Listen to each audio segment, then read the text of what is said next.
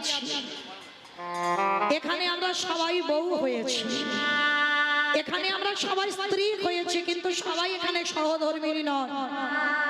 সহধর্মিণী কাকে বলে? যে স্বামীর ধর্মের কাজে সাহায্য করে। স্বামী জুয়া খেলে, তাস খেলে, নেশাগ্রস্ত মাতাল, কোনোদিন একাদশী করে না, কোনোদিন হরিবাসরে বসে না, কোনোদিন ভাগবত আসরে বসে না। যদি তুমি সেই পুরুষের ঘরণী হও, যদি তুমি তোমার স্বামীর চরণ ধরে যদি সঠিক পথ তুমি দেখাতে পারো, যদি তোমার স্বামীকে ধর্মের পথের পথিক করতে পারো, তাহলেই তুমি জানবে তুমি হচ্ছে এই জগতে একমাত্র সহধর্মী। তা মায়াবতী বলছে, স্বামী আমি কথা দিলাম, আজকের পর থেকে আমি ভগবানের কাছে কিছু চাইব না। মায়েরা আপনাদের কাছেও বলে যায়, ভগবানের কাছে চাইলে কম পড়ে যায়,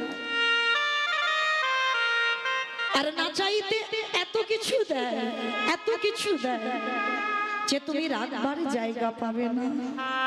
মায়া, তুমি মনের কথাটা তার কাছে জানিয়ে যাও, দেখবে সে ঠিক সময় মতো কৃপা করবে। মনে রেখো মা, ওই ভগবানের কাছে বলতে হয় না যে ঠাকুর আমার ছেলের যেন উচ্চ মাধ্যমিকের রেজাল্টটা ভালো হয়, এটা বলতে হয় না। কেন? কারণ তোমার মনের কথা আমার ভগবান সবকিছু জানে। তাহলে তুমি কেন মুখ ফুটে আমার ভগবানের কাছে বলবে যে আমি তোমার 5 কিলো বাতাসার হরিলুট দেব আমার মনের আশা পূর্ণ হলেই? দেখো, তুমি ভগবানকে লোভ দেখাচ্ছ, এটা কোনোদিন বাবা ভেবে দেখেছো? আমাদের মতো অধম আমরা ভগবানকে লোভ দেখাবো যে আমার যদি আশা পূরণ হয় তোমার 5 কিলো বাসা তার হরিলুট দেব? এগুলো তো ভগবানের কাছে লালসা, কখনো করো না। তোমার মায়াবতী প্রতিদিন ভগবানের চরণে বসে বসে কাঁদে, আর কিছু চাই না। ওই যে স্বামী নিষেধ করেছে বলে আর চাই না, কিন্তু ভক্তের মনের কথা সবটাই বুঝতে পেরেছে। হঠাৎ একদিন দৈববাণী করে বলে উঠলেন, মায়াবতী তোমার ভক্তি, তোমার সেবায় আমি বড় সন্তুষ্ট, তোমার কোল আলো করে আমি একটা পুত্র সন্তান পাঠাবো। কিন্তু মনে রেখো মায়া, যেদিন তুমি তোমার সন্তানটাকে গর্ভে ধারণ করবে, গর্ভে ধারণ করবার পর তোমার অদৃষ্টে লেখা আছে, সন্তানটাকে যদি বাঁচাতে চাও চিরজন্মের মতো তোমার স্বামী মারা যাবে, আর যদি তুমি তোমার স্বামীকে বাঁচাতে চাও তাহলে চিরজন্মের মতো তোমার গর্ভের সন্তান গর্ভেই মারা যাবে। চিৎকার করে বলে উঠল, দয়াময় বলো না,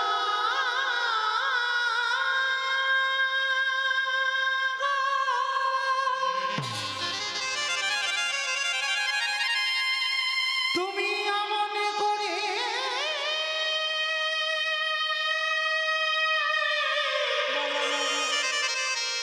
বলো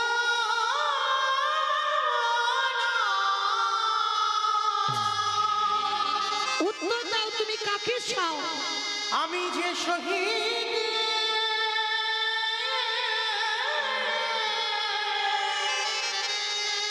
পারিব পারিব না। এই জায়গাটা মায়েরা খুব মন দিয়ে শুনবে। নারী জীবনে, প্রত্যেকটা নারী জীবনে 3টেই প্রধান, তার সংসার, তার স্বামী, তার সন্তান। আচ্ছা বলো, তোমার সংসারের কথা বাদ দিলাম, স্বামীকে বেশি ভালোবাসো না সন্তানকে বেশি ভালোবাসো?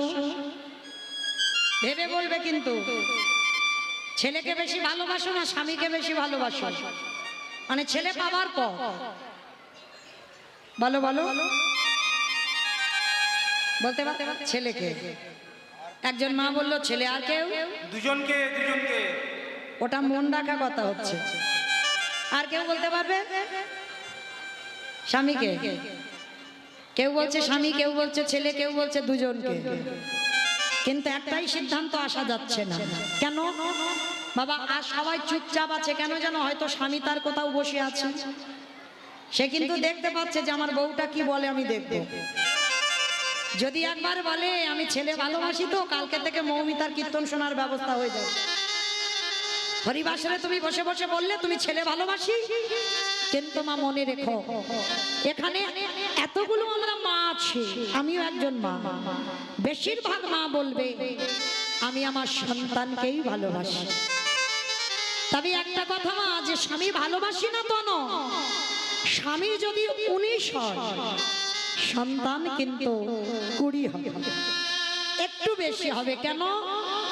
যে মা 10 দিন 10 মাস গর্ভের যাতনাটা পেয়েছে, সে মা জানবে এর বেদনাটা কত। কিন্তু মায়াবতী এখনো ছেলের জন্ম দেয়নি, ভগবান শুধু বলল, বলো তুমি কাকে চাও, ছেলেকে না স্বামীকে।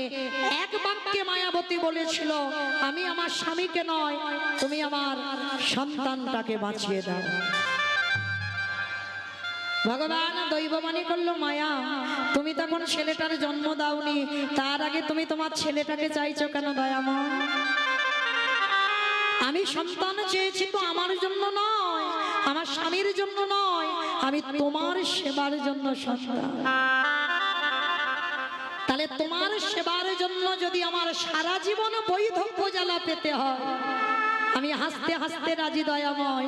আমি যেন সারা জীবন ওই বৈধব্য জ্বালা পেয়ে এটুকু তো জানবো যে আমার ছেলেটা তোমার সেবার লাগবে। ভগবান দৈববাণী করে বললেন, তথাস্তু তাই হবে। তবে মায়াবতী, তোমার স্বামীকে ততদিন তুমি বেঁধে রাখবে যতদিন তোমার গর্ভটা তুমি লুকাতে পারবে। আর যেদিন তোমার গর্ভটা প্রকাশ পাবে, সেই দিনই তোমার স্বামীর মৃত্যু হবে। বলেন মায়েরা, একটা নারী জীবনে কত বড় কঠিন পরীক্ষা। যেদিন থেকে মা অনুমান করেছে সন্তানের জননী, কাউকে কিছু বলে না, শুধু কিছু খায় না, ঘুমায় না, নিরজনে বসে বসে কাঁদে। কিন্তু মা জাতি কতদিন গর্ভ লুকাবে? 5 মাস। তারপরে তো প্রকাশ পাবে। হঠাৎ একদিন দ্বিজ ঘোষ ভর দুপুর বেলা বলল, মায়াবতী, মায়াবতী, এত আনন্দের কথা তুমি আমার একবারও বলার প্রয়োজন মনে করলে না? কেন তুমি আমায় বললে না? স্বামী বলে যাচ্ছে, আর এদিকে দ্বিজ ঘোষ ঢুকরে ঢুকরে হরি বল মায়াবতী খাচ্ছে। আর ওই কাঁদতে কাঁদতে দ্বিজ ঘোষ প্রশ্ন করলো, মায়া সত্যি করে বলো না তোমার কি হয়েছে? তুমি কেন কাঁদছো? কি হয়েছে তোমার? মায়াবতী আর থাকতে পারলো না। স্বামী, তুমি তোমার এই গর্ভে সন্তানের কথা জেনে গেলে মানে আজই দৈব দুর্ঘটনায় তোমার মৃত্যু হয়ে যাবে। কথাটা বলা শেষ, হঠাৎ অজানা জ্বর এসে দ্বিজ ঘোষের শরীরে প্রবেশ করলো। হঠাৎ বুকের যন্ত্রণা, এত অসহ্য যন্ত্রণা, এত বুকের যন্ত্রণা হচ্ছে আর সহ্য করতে পারছে না। চিৎকার করে বলে বলেন, মায়াবতী, মায়াবতী,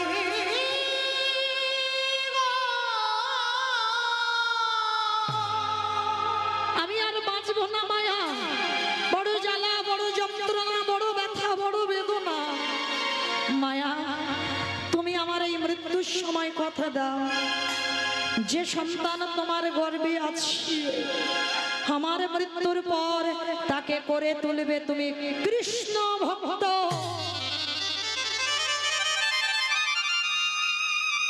কথাটা বলে দ্বিজ ঘোষের মৃত্যু হয়ে গেল। পাগলিনী হয়ে গেল মায়াবতী মা। স্বামীর মরা মাথাটা নিয়ে কাঁদছে। গ্রামের লোকজনেরা খবর পেয়ে গেল যে স্বামী মারা গেছে, দ্বিজ ঘোষ মারা গেছে।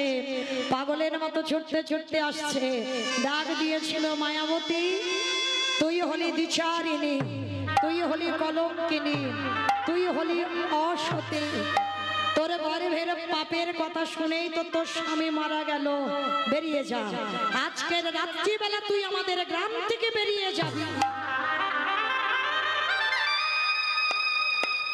ও মাইরা, সন্তান ভালোবাসি বলে এই নয় যে স্বামী ভালোবাসি না। এই জীবনে যতদিন তোমার মাথাতে ছাতাটা আছে ততদিন তুমি কিছু বুঝতে পারবে না, কিন্তু যেদিন তোমার মাথা থেকে ছাতাটা চলে যাবে চারিদিকটা তোমার অন্ধকার হয়ে যাবে। তবে মা এই নয় সকাল থেকে শুধু ভালোবাসি ভালোবাসি বললে ভালোবাসা হয় না। ভালোবাসা হৃদয়ে থাকার জিনিস। মায়াবতী কাউকে কোনোদিন বোঝাতে পারলো না যে আমার গর্ভে সন্তান পাপের সন্তান নয়। গ্রামের লোকেরা দূর দূর করে দাঁড়িয়ে দিচ্ছে। মায়াবতী স্বামীর মাথাটা নিয়ে কাঁদে আর বলে, দয়াময়, আমি যদি একেবারে জানতাম তোমায় ভালোবাসলে এত কষ্ট পেতে হয়, তোমায় ভালোবাসলে এত ব্যথা বেদনা পেতে হয়, আমি কোনোদিন তোমায় ভালোবাসতাম না।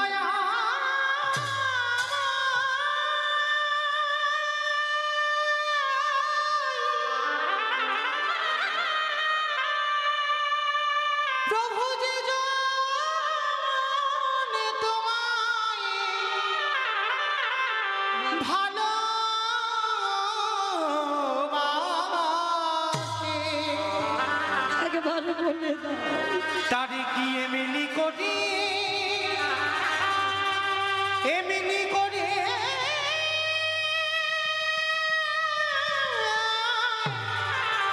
কাঁদিতে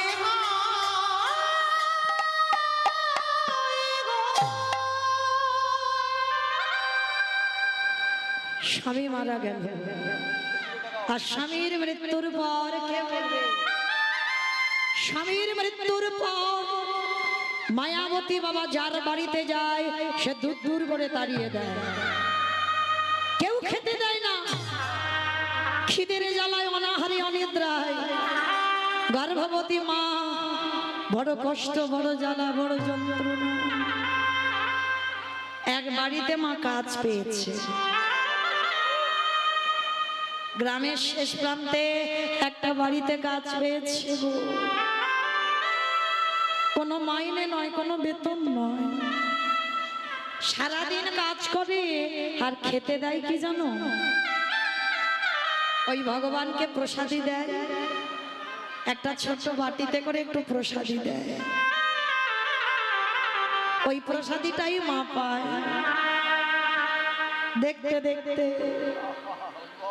10 মাস 10 দিন মার কোল আলো করে একটা ফুটফুটে পুত্র সন্তান এলো। কিন্তু মায়াবতীকে সমাজ করে দিল দ্বিচারী। মায়েরা যারা লক্ষ্মী, কালী, দুর্গা, সরস্বতী, মনসা, শীতলা ভক্ত তাদের পার আছে, কিন্তু যারা কৃষ্ণ ভক্ত একটু সাবধানে থেকো। কেন বললাম সাবধানে থেকো? যে করে আমার আশ তারে করি সর্বনাশ নয়। ভগবান কিন্তু বাবা জীবনে ভক্তের সর্বনাশ করে। সর্বনাশ বাংলা ভাষাগুলো বুঝতে হবে। সর্বনাশ আলাদা, সবনাশ আলাদা। যে ভগবানকে ভালোবাসবে তার সব নাশ করে দেবে। আপনজন বলতে আর কাউকে রাখবে না, একটা একটা করে আপনজন কেড়ে নেবে।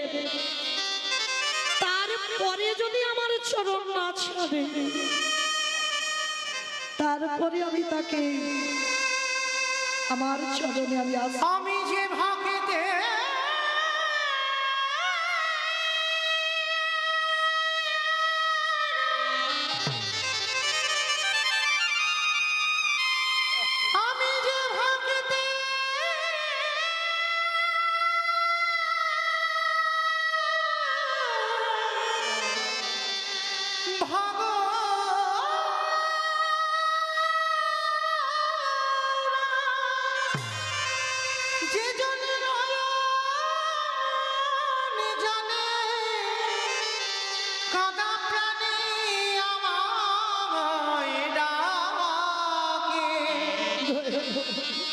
আমি যে সেই ভক্তের দাঁড়িয়ে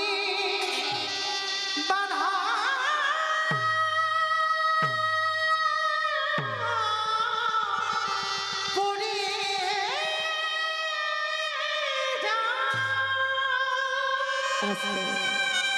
10 মাস 10 দিন পর মার কোল আলো করে একটা ফুটফুটে পুত্র সন্তান এলো। মামার ছেলেটার নাম রেখেছিল বিহারী লাল। ছেলেটার নাম রাখলো বিহারী লাল। আচ্ছা মায়েরা বলো তো, সন্তান তৈরি করে কে? বাবা নয়, মা। সন্তান তৈরি মা করে, বাবা কোনোদিন করে না। বাবা কর্মে ব্যস্ত, মা তৈরি করবে ছেলে। তবে মায়েরা মনে রেখে, ছেলেকে শুধু লেখাপড়ার ডিগ্রি তৈরি করালে হবে না, ওটা দরকার, কিন্তু তার পিছনেও সন্তানকে একটু আধ্যাত্মিক চেতনা তাকে দিতে হবে। ছোটবেলা থেকে ছেলে মেয়েদের শেখাতে হবে। আচ্ছা বাবা, আপনারা, আমরা সনাতন ধর্মের মানুষ, ভালো করে বিচার করে বলেন তো, ছোট ছোট বাচ্চাদেরকে আমরা শিখিয়েছি সকাল হলে সবার আগে এই ধরিত্রী মাকে একবার প্রণাম করতে হয়। কি গো, কজন মা আমরা শিখিয়েছি? শেখাবেন, আমি চরণ ধরে বলে যাচ্ছি। কেন শুধু ছেলে মেয়েদের শেখাবেন না, আপনারাও করবেন। প্রত্যেক দিন প্রাতঃকালে উঠে আগে ধরিত্রী মাকে একবার প্রণাম করবে। কেন জানে? সকালবেলা হলে বাবা, যার বুকের উপরে প্রথম আমি আপনার চরণটা তুলে দিচ্ছি। প্রতিদিন মলমূত্র ত্যাগ করলাম, ওই যে মাটি খনন করে বীজ রোপণ করে অঙ্কুরিত করে ফসল ফলিয়ে আমরা প্রসাদ পাচ্ছি। এই মাটির উপরে কত ট্রেন, ট্রাম, বাস, গাড়ি, যানবাহন চলে যাচ্ছে এই ধরিত্রী মার উপরে দিয়ে। তাহলে সকালবেলা উঠে বাবা, যদি আমার মাকে একটু সম্মান না করি, আমার মাকে যদি একটা প্রণাম না করি, কোনো মন্ত্রের দরকার নেই, শুধু প্রণাম করে একবার বলো, মা সকাল হলে তোমার বুকের উপরে আমি পা তুলে দেব, কৃপা করে সন্তান মনে করে, তোমার চরণের দাস মনে করে তুমি আমায় ক্ষমা করে দিও। সবার আগে ছেলে মেয়েদের শেখাবেন এই ধরিত্রী মাকে প্রণাম করে তবে বিছানা থেকে নাম। তারপরে প্রাতঃ স্নান করে তুলসী গাছে জল দে। লেখাপড়া থাক, ওগুলো দরকার, তুলসী গাছে জল দাবাবে। তারপরে কোথাও যেতে গেলে ঠাকুমা, দাদু, বাবা মাকে প্রণাম করা শেখাবেন। তারপরে সকালবেলা প্রতিনিয়ত একবার করে সূর্যদেবকে প্রণাম করবে। সবার এটা কর্তব্য। কেন? মাস গেলে কারেন্টের বিল দিই আমরা কত, আর যে দিনের বেলা এত এত আলো দান করছে তার প্রতি একটু কৃতজ্ঞতা জানাতে হবে না? সকালবেলা এগুলো আমাদের নিত্যকর্ম। প্রতিদিন আমার সূর্যদেবকে একবার প্রণাম করবে। এই জিনিসগুলো প্রত্যেক দিন সন্তানদের নিত্য করাবে, দেখবেন। আচ্ছা বলো তো মা, ছেলে মেয়েদের তো কত কেজি স্কুলে এখন বই, তাই না? এত বই পড়াতে পারছ, ওই একজন মা ছেলেকে এক লাইন হলেও গীতা পাঠ করা অভ্যাস করাচ্ছ? কেন করাচ্ছ না? আপনারা, আমরা তো হিন্দু ধর্মের মানুষ, আমরা সনাতন ধর্মের মানুষ, তাহলে কেন বাবা এত কেজি স্কুলের বই পড়তে পারে আর এক লাইন করে গীতার এক লাইন পড়তে পারে না? তাহলে করবে কে? বাবা নয়, করবে মা। এই শিক্ষাগুলো যদি মা ঠিক ঠিক করে যেতে পারে, সন্তান বড় হয়ে কোনোদিন অসৎ পথে যাবে না। মনে রেখো মা, মায়ের পরে সন্তানকে কৃষ্ণ ভজনে ঠেলে দিতে। প্রমাণ রয়ে গেছে মহাভারত। জানো কুরুক্ষেত্রের মাটি যুদ্ধ হলো কতদিন? আমরা বলি 18 দিন, কিন্তু বাবা 18 দিন পূর্ণ হয়, 17 দিন এক বেলা, আর এক বেলাটা যুদ্ধ হয়নি। তো 17 দিনে যুদ্ধ হয়েছে। ভীম আর অর্জুন দুই ভাই বাবা ঝগড়া বেঁধেছিল। কি ঝগড়া? ভীম বলেছিল আমার জন্য জয়, অর্জুন বলেছিল আমার জন্য জয়। আর এই দুই ভাই আমার আমার করতে করতে দুই ভাই হাতাহাতি বেঁধে গেছে। ভীম বলছে আমার জন্য জয় হলো, অর্জুন বলছে আমার জন্য জয় হলো, আর দুই ভাই মানে একেবারে মারামারি বেঁধে গেছে। আর যেই না মারামারি বেঁধে গেল, পিছন থেকে একজন এসে খিলখিল করে হেসে উঠেছে। ভীম আর অর্জুন দুই ভাই ঝগড়া করতে করতে থেমে গেছে। থেমে গিয়ে বলছে, আমাদের ভাইয়ে ভাইয়ের ব্যাপার, ফ্যামিলির ব্যাপার, পরিবারের ব্যাপার, মারামারি করি, কাটাকাটি করি, খুনোখুনি করি, যাই করি না কেন, তুই ওই রকম পাগলের মতো হাসছিস কেন? কি হয়েছে? তো পিছনে যে হাসছিল সে বলছে এই যে তোমরা দুই ভাই আমাকে চেনো না, কিন্তু আমি তোমাদের দুই ভাইকে খুব ভালো করে চিনি। ও বাবা, আমি ওকে চিনি না, ও নাকি আমাকে চেনে।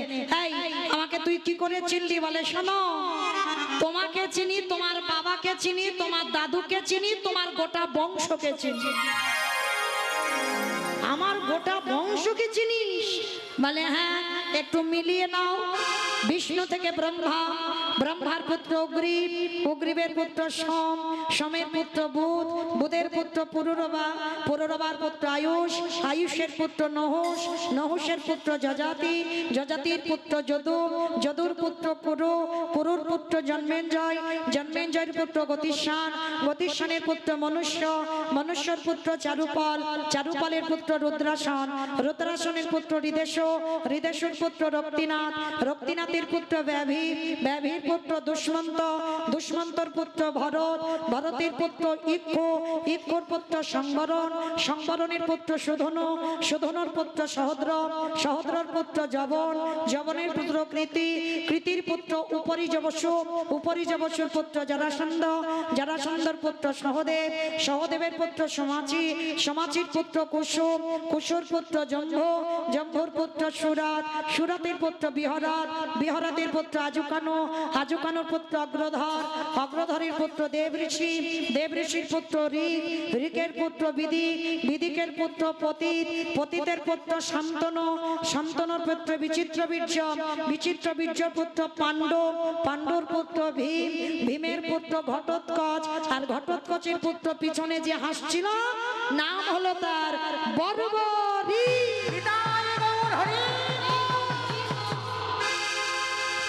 এত বড় বংশের ছেলে, তাহলে সে যদি বাবা আজকের পিছনে দাঁড়িয়ে বলছে ও দাদু তোমার ছেলে ঘটোৎকচ আর ঘটোৎকচের পুত্র আমি বর্বরী, মানে ভীমের নাতি। ও দাদু, দাদু হ্যাঁ রে, তা তুই যদি আমার নাতি হলি তা তোর দেহটা এরকম কাটা কেন, মাথাটা ভূতের মতো ঝুলছে কেন? বলে ওইটা তোমার কৃষ্ণকে জিজ্ঞাসা করো। কৃষ্ণ এসে হাজির। কৃষ্ণ, ও কৃষ্ণ, এ যদি আমার নাতি হয় তাহলে এর দেহটা কই? কৃষ্ণ বলছে শোনো, যেদিন তোমরা আনন্দ করতে করতে কুরুক্ষেত্রের মাঠে যাচ্ছিলে যুদ্ধ করবে বলে রওনা দিলে, সেদিন তোমার নাতি বর্বরী আমার রাস্তা অবরোধ করেছিল, অবরোধ করে বলেছিল কৃষ্ণ একবার যদি আমি দুর্যোধনের পক্ষ নিয়ে নামি কোনদিন তুমি পাণ্ডবদের জয়ী করাতে পারবে না। তা কৃষ্ণ বলেছিল হ্যাঁ রে খোকা, তুই কত বড় বীর। বলে বলো কি প্রমাণ দিতে হবে? বাবা, যেখানে দুইজনের কথোপকথন হচ্ছে বিশাল বড় একটা বট গাছ, কৃষ্ণ বলছে তুই যদি বড় বীর হোস একটা বান বট গাছে মারবি আর একটা বানে যেন সব পাতা ছিদ্র হয়ে রিটার্ন চলে আসে। তা বারবারই বলছে কৃষ্ণ এত সোজা ব্যাপার, একটা বানে আর আমি পাতা ছিঁড়তে পারবো না? দেখো দেখাচ্ছি। এইবার যেই না বানটা নিক্ষেপ করেছে বাবা বর্বরী, একটা বানে সব পাতা ছিঁড়ে বানটা রিটার্ন চলে এসেছে বর্বরী। বর্বরী বলছে কৃষ্ণ ভালো করে পাতাগুলো দেখে নাও। যেই না বাবা পাতার দিকে তাকিয়েছে, ভগবান মুচকি মুচকি দাঁড়িয়ে দাঁড়িয়ে হাসছে। বর্বরী বলছে কৃষ্ণ তুমি হাসছো কেন? বলে হাসবো না বর্বরী, গাছে